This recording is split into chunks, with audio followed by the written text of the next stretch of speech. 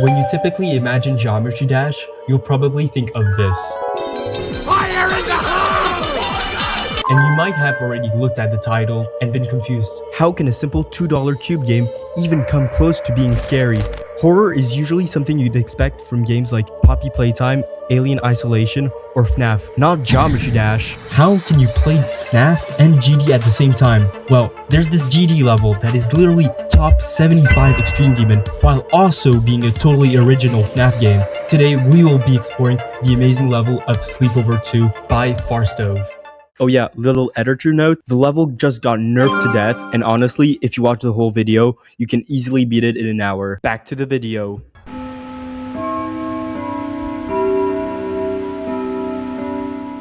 So, the goal of the level is very simple. Just survive 4 nights. In Sleepover, we play as a teen, David, who gets invited to a sleepover by a friend, and then gets trapped in a living room. Yeah, very complex plot. Your goal is to survive till 6 AM each night while trying to avoid animatronics that wants to kill you. On night 1, you'll have to face 3 threats. But before talking about them, let's talk about the room you are in.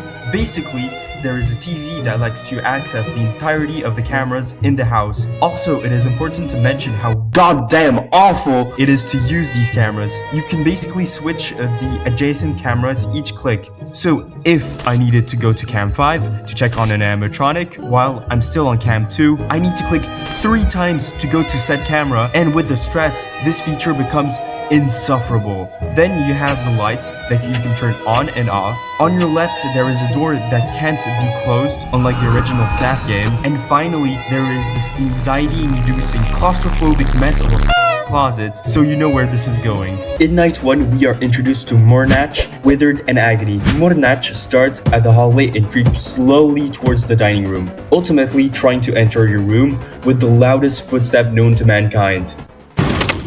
To stop him, you must look at him with the lights turned on, and he will leave. Then we got Agony. Agony moves randomly throughout your house, and your goal is to look at him. Each time you stare at him, a hidden counter will decrease, and if you don't look at him, that timer will also increase. It is important to note that he will start twitching if the timer is almost done, and then jump scares you when you don't have your cameras on. This animatronic is so freaking time consuming and makes it harder to manage the other animatronics. And finally, there is Withered, that looks strangely like Bonnie from FNAF. He is always in the basement, progressing through 3 phases by this goofy seal moaning sound.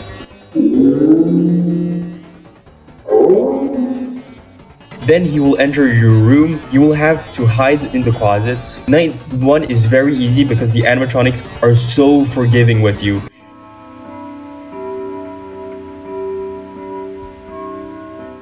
Okay, night 2 introduces us to one of the easiest threats, Unbroth. His core mechanic is he randomly spawns on any camera after a set time, and you must avoid looking at the SpongeBob looking character. If you stare at him for too long, then you are dead. This character is so easy to counter that I almost forgot to mention him in this video.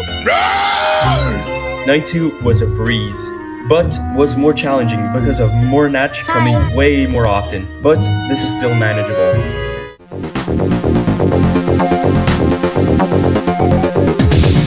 And now we've got Night 3. Night 3 is really the moment that steps apart the casual players and the tryhards like me.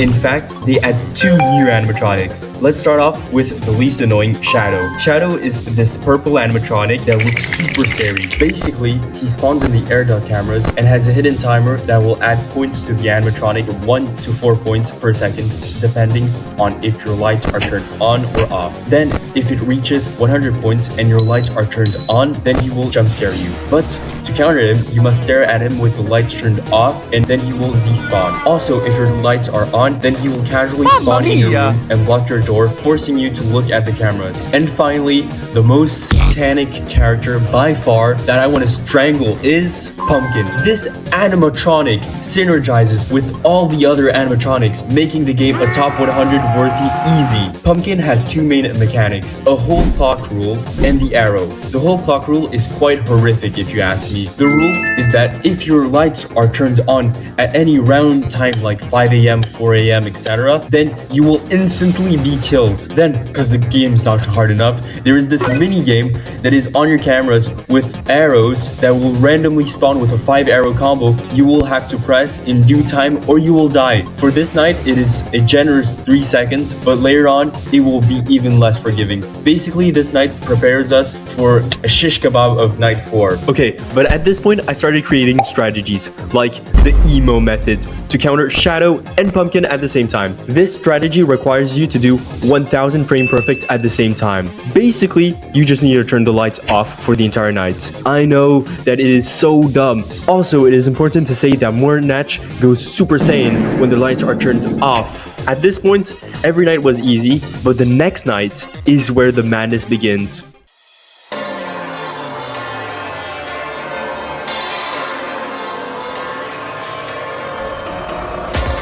Where's that motherfucker?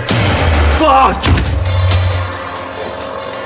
This night is borderline impossible. Firstly, the AI levels, or how annoying the animatronics will be, are cranked up to steroid-abusing bodybuilder levels. I mean, these guys didn't just take steroids, they emptied the entire pharmacy. For example, Mornach basically becomes Usain Bolt on steroids and sprints to my room every 30 minutes like he's speedrunning my death, which syncs perfectly with the whole hour rule. Also, remember Pumpkin's arrows? Yeah. Now they will last 1.5 seconds, which looks like this. Oh my god, bro. And that little attention-seeking drama queen wants to be seen 24/7, or it starts having a nervous breakdown. Shadow is normally kind of chill for the night. Lastly, there is Wither, that comes by exactly when Mornach comes, cause if I do not flash Mornach before entering the closet, I will die instantly upon leaving it. And finally, when you feel so close to freedom, the game hits you with the 3 a.m. new animatronic called Spider. How Spider works is very interesting. It pauses all animatronics at 3 a.m. and makes you play the most scary and sadistic Find Me game ever created. He will also spawn on a random camera and you will have to stare at him.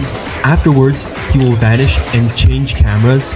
Thus, you will have to track him again. The thing that is insane is that you need to find this guy on one of 6 random cameras in less than 1.8 seconds, 13 freaking time.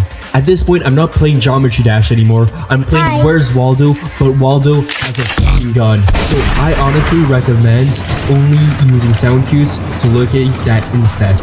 So you need to do a frame perfect each time that he changes cameras if you want to live. My hour by hour on this night currently looks like this on a timeline. As you can see, there are no breaks. Then the night resumes exactly as it was, and honestly, this alone would already be top 100 difficulty on the platformer list. The only thing that separates a normal top 100 from this one is the twist.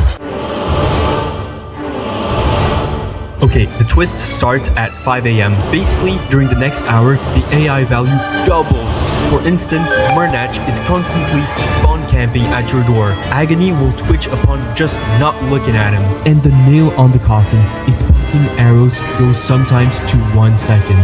It is for this reason I decided to ask Gemini to create a map to practice my arrow combo just to reach this inhuman threshold. The main strategy for this part is good old RNGesus and start praying to them. Also, it is fun to note the time is longer. Normally, one in-game hour is 50 seconds in real life, but here the hour is slowed down to a full minute. And with a bunch of praying and playing, with 7 runs past 5 a.m., this happened.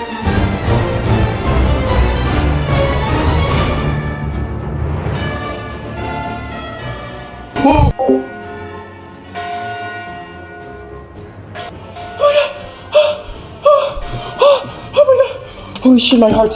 Holy shit! Wow, that was insane.